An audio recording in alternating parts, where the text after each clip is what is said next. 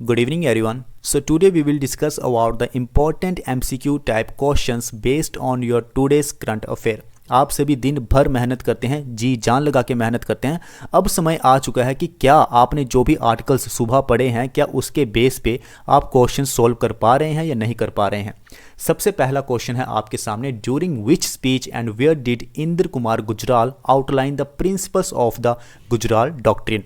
इसका जो आर्टिकल है वो मैंने सुबह डिस्कस भी किया था, तो आपको ये क्वेश्चन आना चाहिए। तो गुजराल डॉक्ट्रिन की शुरुआत कहाँ से होती है? पहला ऑप्शन है आपके पास United Nations General Assembly in New York, दूसरा है चैथम हाउस इन लंदन, तीसरा है Indian Parliament in New Delhi और चौथा है आसियान समिट इन जकार्ता। तो इसका सही आंसर है चैथम हाउस इन लंदन। काफ़ी इंपॉर्टेंट क्वेश्चन है, आपको ये एग्जाम में देखने को मिल सकता है। दूसरा क्वेश्चन है आपके पास, what was a specific success mention in the provided information regarding the implementation of the Gujral doctrine. पहला ऑप्शन है आपके पास successful negotiation of the Shimla agreement with Pakistan, ये तो आप एलिमिनेट कर सकते हैं।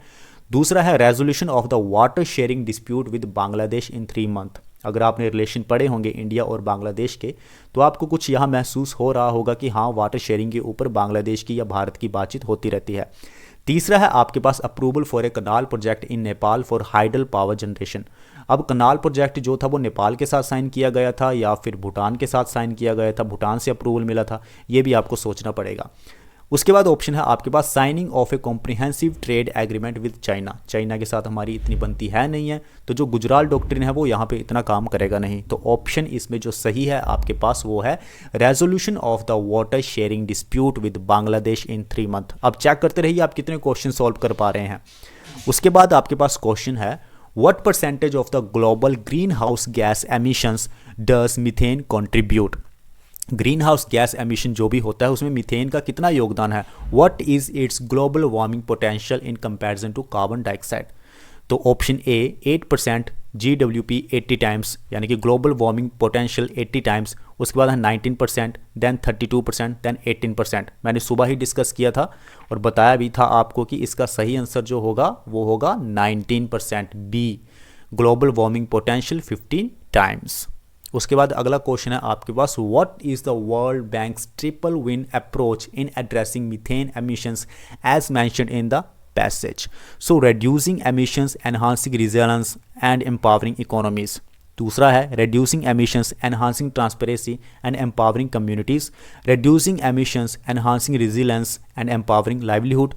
चौथा है reducing emissions, enhancing technology and empowering governments। अगर आपने डेफिनेटली वो आर्टिकल पढ़ा होगा, करंट अफेयर अच्छे से पढ़े हैं, तो आपको इसका सही आंसर भी पता होगा और इसका आंसर आपको कमेंट सेक्शन में बताना है, क्योंकि ये पैसे टाइप क्वेश्चन था। एक बार फिर से आप करंट अफेयर पढ़ के आइए, ये आर्टिकल पढ़ के आइए, आपको ये क्वेश्चन आना चाहिए। उसके बाद है आपके पास, what does section 126A of the representation of the people act 1951। हमारे पास जो representation of the people act है 1951, उसमें सेक्शन 126A क्या कहता है। ऑप्शन ए है आपके पास conducting exit polls during the entire election period. ध्यान से देखिए स्टेटमेंट, एंटायर की बात की गई है, एंटायर कभी होगा नहीं। उसके बाद है disseminating exit polls results after the last phase of voting. तीसरा है आपके पास conducting exit polls during the voting period, disseminating exit polls results during the voting period. तो इसका सही आंसर होगा conducting exit polls during the voting period. उसके बाद आपका क्वेश्चन आता है, what is the primary objective of the global initiative for the academic networks, यानी कि ज्ञान स्कीम।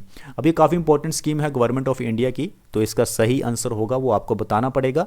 तो इसका सही आंसर है to bring distinguished scholars world wide to teach at Indian universities. काफ़ी इंपॉर्टेंट क्वेश्चन है और आपको एग्जाम में देखने को मिलेगा। उसके बाद आपके पास क्वेश्चन आता है, what is a significant concern related to the monkey pox in the Democratic Republic of the Congo. अभी आपने वर्ल्ड हेल्थ ऑर्गेनाइजेशन की अगर रिपोर्ट पढ़ी होगी तो उसमें हाईलाइट किया गया था कि हमें फर्स्ट केस देखने को मिला है सेक्सुअल ट्रांसमिशन का, तो इसका सही आंसर होगा सेक्सुअल ट्रांसमिशन। उसके बाद और भी हम क्वेश्चंस डिस्कस करेंगे कल, जो भी आर्टिकल आएंगे करंट अफेयर के। तो मिलते हैं कल, थैंक यू वेरी मच।